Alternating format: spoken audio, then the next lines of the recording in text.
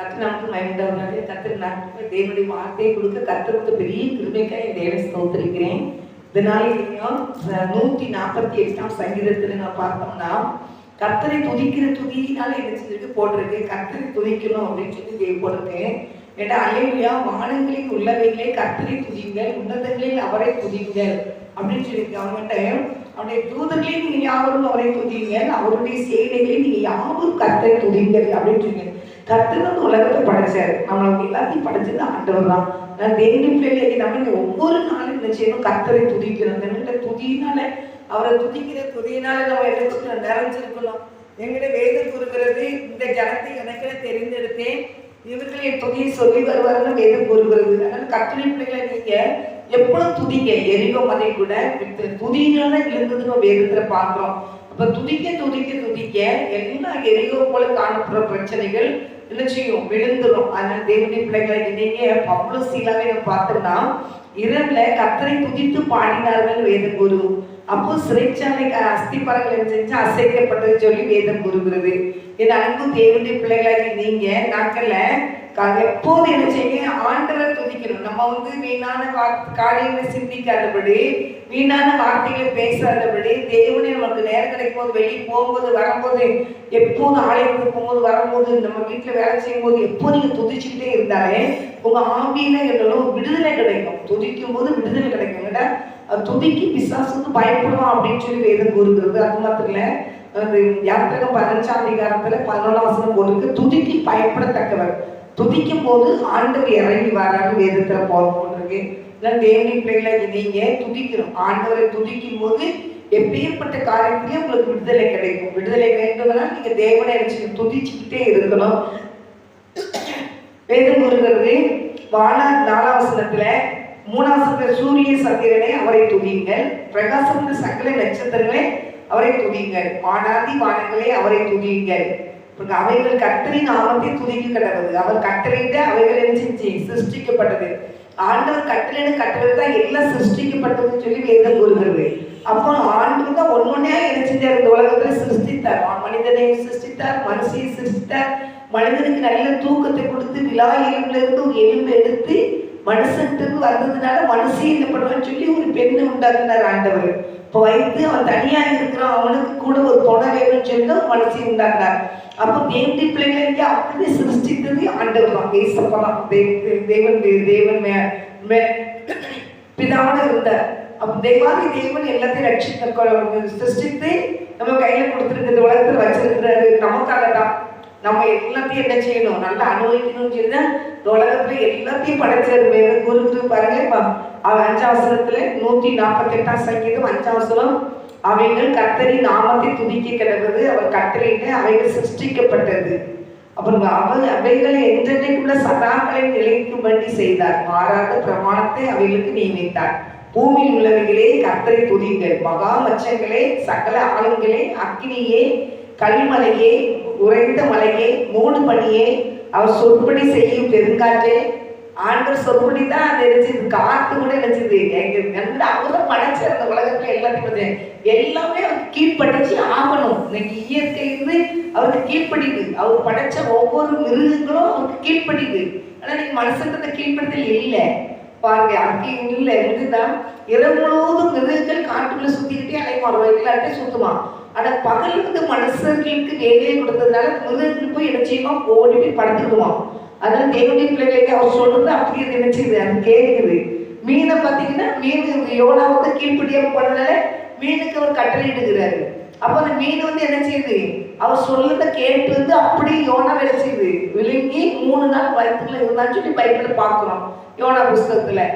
கீழ்படியாக போனவங்களுக்கு அந்த ஒரு மீன் ஆண்டவர் கொடுத்து மீன் வயிற்றுல போய் இருந்து நிறைய பாடங்களை நம்ம கற்றுக்கொண்டு அப்புறம் வெளியே வரலாம். அப்போ கட்டளை பிள்ளைகளை நமக்கு ஆண்டவர் சொல்ல சொல்ல சொல்லி இதெல்லாம் என்ன செய்யுது, கீழ்படிக்குன்னு வேதத்துல பார்க்கிறோம். மலைகளே, சகல மேங்குகளே, கனிமரங்களே, சகல கேந்திர்களே, காட்டு மிருகங்களே, சகல நாட்டு மிருகங்களே, ஊர் பிராணிகளே, இறகுள்ள பறவைகளே, பூமியின் ராஜாக்களே, சகல ஜனங்களே, பிரபுகளே, பூமியில சகல நியாயாதிபதிகளே, வாலிபரே, கன்னிகளே, முதிர் வயதுள்ளவர்களே, பிள்ளைகளே, கர்த்தரை துதிங்கள். எல்லாரும் கர்த்தரை துதிக்கணும். காட்டு மிருகங்களே, சகல நாட்டு மிருகங்களே, சோறு பிராணிகளே, இரவுள்ள பறவைகளே, பூமியின் ராஜாக்களே, சகல ஜனங்களே, பிரபுக்களே, பூமியில் உள்ள சகல நியாயாதிபதிகளே, வாலிபரே, கன்னியர்களே, முதிய வயதுள்ளவர்களே, பிள்ளைகளே, கர்த்தரை துதிக்கணும். நாட்டு மிருகு, காட்டு மிருகங்கள், ஊர் பிராணிகள் எல்லாம் கர்த்தரை துதிக்கணுமா. சிறைக்குள்ள பறக்கிற பறவைகள் முதல்ல கர்த்தரை துதிக்கும் சொல்லி பைபிள்ல போட்டிருக்கு. இப்போ எல்லாருமே துதிக்கும், எல்லா மிருகங்களும் என்ன செய்யும்? துதிக்கும். எல்லா பறவைகளும் கர்த்தரை துதிக்கும். தண்ணிக்குள்ள இருக்கிற ஜந்துக்கள், மீனுக்கு கூட என்ன செய்யும்? கர்த்தரை துதிக்கும். ஆனா மனுஷங்க துதிக்காங்களா இல்லைன்னா தெரியல. அந்த பறவைகளை கூட நீங்க விடிக்காலம் பார்த்தீங்கன்னா 5 மணி 6 மணிக்கெல்லாம் வானத்துல போய் பறக்கிறது பார்த்துருவோம். அது மாதிரி அடைகிறதுக்கு ராத்திரிக்கு பார்த்து மேல்மாட்டில போய் பார்த்தீங்கன்னா அது வேர்டு போய் அடைகிறதுக்கு போயிடும். போய் அங்கங்க மரங்கள்ல போய் என்ன செஞ்சு அடைச்சிடும். இப்போ அவர் சொல்படி கேட்குது எல்லாமே. அப்போ நம்மளும் என்ன செய்யணும்? ஆண்டவர் என்ன சொல்றாரு அதை அப்படி நம்ம என்ன செய்யணும்? கேட்கணும். அதுதான் கர்த்தர் விரும்புகிறாரு. தேவனுடைய பிள்ளைகளுக்கு நீங்க நம்மளை வாலிபர் எல்லாத்தையும் ஆண்டவரை துதிக்கிறது ஆண்டவர் படைச்சிருக்கிறாரு. வாலிபரே, கன்னிகளே, முதிர் வயது உள்ளவர்களே, பிள்ளைகளே, கர்த்தரை துதிகள். இப்போ வாலிய பிள்ளைகள் கர்த்தரை துதிக்கணும், கன்னிகைகள் தேவனை துதிக்கணும், வயது உள்ளவர்கள் கர்த்தரை துதிக்கணும், சிறு பிள்ளைகள் கர்த்தரை துதிக்கணும். அப்படிதான் பைபிள் போட்டிருக்கிறேன். பைபிள் வசனத்தை பத்தி நிறைய பேருக்கு தெரியல. கர்த்தரை துதிக்கணும்னா எதுக்கு துதிக்கணுங்கிற மாதிரி ஆகிடுறாங்க. ஆனா கர்த்தரை துதிக்க எல்லாரும் கர்த்தரை துதிக்கும் போது தேவனாகி கர்த்தர் துதிகள் மத்தியில் வாசம் பண்ணுகிற தேவன் நம்ம குடும்பத்தை ஆசீர்வதிப்பார். வயது கூறுகிறது யோபில் 2ஆம் அதிகாரம் 21 போட்டிருக்கோம். தேசமே பயப்படாத மகிழ்ந்து இல்லை சோத்திரம் இந்த ஜனத்தை எனக்கு இல்லை தெரியல சோத்திரம் இந்த ஜனத்தை எனக்குன்னு தெரிந்தெடுத்து இவர்களின் துதியை சொல்லி வருவார்கள் அப்படின்னு சொல்லி வசனம் போட்டிருக்கோம். ஆனா கர்த்தருடைய பிள்ளைகளாக நீங்க என்ன செய்யணும்? ஆண்டவருடைய பிள்ளைகளாக இருந்து கர்த்தரை என்ன செய்யணும்? துதிக்கணும். துதிக்கும் போது ஆண்டவர் அந்த காரியத்தில் வச்சுவாரு, ஒரு பெரிய அற்புதத்தை செய்வார். வசனம் என்ன தெரியும் டக்குன்னு வரமாட்டேன்னு.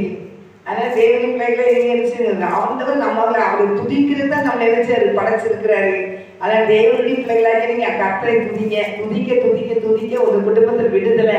இந்த விடுதலை எனக்கு இப்படிலாம் பிரச்சனையா இருக்குது, எனக்கு விடுதலையே கிடைக்கலையே அப்படின்னு நீங்க நினைச்சுக்கிட்டீங்கன்னா கர்த்தரை துதிக்க ஆரம்பிச்சுங்க. நீ வேலை செய்யற இடத்துல என்ன தேவனை துதிங்க. மனசு நமக்கு துதிக்கிறது யாருக்கும் தெரியாது. ஆண்டவர் நீங்க எந்த வேலை செஞ்சா ஆண்டவரை துதிக்கிறப்பான்னு சொல்லுங்க. வீட்டுல இருக்கும்போது துதிங்க.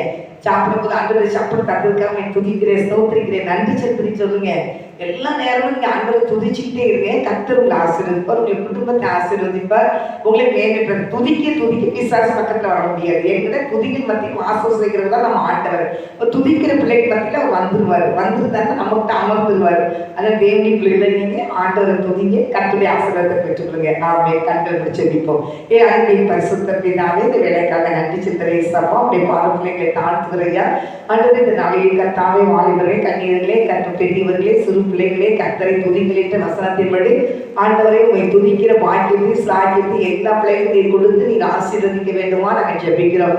உடைய கரம் பொறுப்படுத்துங்க சப்பா, நீர் ஆசீர்வதிங்கப்பா. எல்லா குடும்பத்தையும் ஆசீர்வதிங்க. எல்லா பிள்ளைகளுடைய வாய்களும் கர்த்தரை துதிக்கட்டும் ஆண்டவரை, துதிக்கட்டும் ஆண்டவரை, துதிக்கட்டும் ஆண்டவரை, துதிக்கட்டும் ஆண்டவரை, துதிக்கணையா. ஆண்டவரே நீ வானாதி வான தேவனப்பா, ஸ்தோத்திரப்பா. வானத்துக்கு மேலான தேவன் நீர் ஆண்டவரை. வான சிங்காசன போது பாதுகாச்சின பரிசுத்த பிதாவே எல்லா மக்களும் துதிக்கட்டும் ஆண்டவரே. துதிக்க துதிக்க துதிக்க ஒவ்வொரு குடும்பத்திலும் சாட்சிகளை அழிக்கப்பட்டு போவோம் அப்பா. உங்க வல்லமை வெளிப்படும் ஆண்டவரை. எல்லா பிள்ளைகளும் துதிக்கட்டும் ஐயா. எல்லா பிள்ளைகளும் வாய்ப்பு கத்தர் துதிக்கட்டும்பா.